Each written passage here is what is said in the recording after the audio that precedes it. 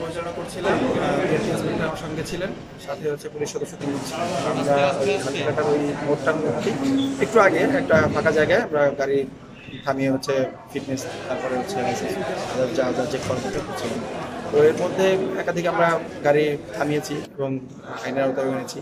তারপর হঠাৎ করে এরা হচ্ছে 3 জন একসাথে যাচ্ছিল। তা আমাদের দুই সাইডে, এই পাশে একজন, এই পাশে একজন, এই পাশে 2 জন পুলিশ সদস্য দাঁড়িয়েছিলেন। তো 2 জন পুলিশ সদস্য, একজন হচ্ছে সিগন্যাল দিয়েছিল যে থামার জন্য। তো ওরা রাইট সাইডে ছিল, তো ওই সিগন্যাল পেয়ে না থেমে ওরা আবার হচ্ছে লেফট সাইডে চলে আসে। লেফট সাইডে হচ্ছে আমাদের এই পুলিশ সদস্য ছিলেন এবং সরাসরি গিয়ে ওনাকে হিট করেন। সেই হচ্ছে ঘটনা। তো ওনাকে হিট করার পরে উনি গুরুতর আহত হন এবং একই সাথে ওনার বাইকটাও ক্ষতিগ্রস্ত, এবং যারা ছিল 3 জনই যথেষ্ট আহত হয়েছে। বিশেষ করে পিছনে একজন ছোট করে ছিল, 13-14 বছর বয়স হবে, ও হচ্ছে একটু বেশি ইনজুরি হয়েছে। আর আমাদের পুলিশ সদস্য, যেটা আমরা জানতে পারলাম যে ওনার কোমরে একটু লেগেছে। এখন আমরা এক্সরে করে দেখবো যে ওনার আসলে শারীরিক পরিস্থিতি কি দাঁড়াচ্ছে।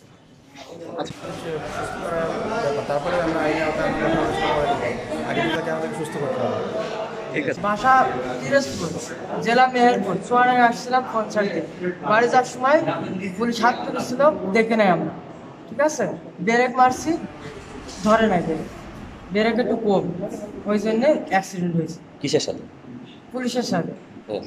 জি, যে ইনজুরিটা আমরা দেখছি সেটাতে আপাতত হচ্ছে ভাঙা মনে হচ্ছে না, যে কোনো ফ্র্যাকচার এরকম কোনো কিছু আমরা ক্লিনিক্যালি পাচ্ছি না। তবে এক্সরে করতে দেওয়া হয়েছে, রিপোর্ট দেখে বলা যাবে। আর যেটা হচ্ছে ব্যথা আছে প্রচণ্ড, মাসল স্পাজম হয়েছে, এটার জন্য মনে হচ্ছে।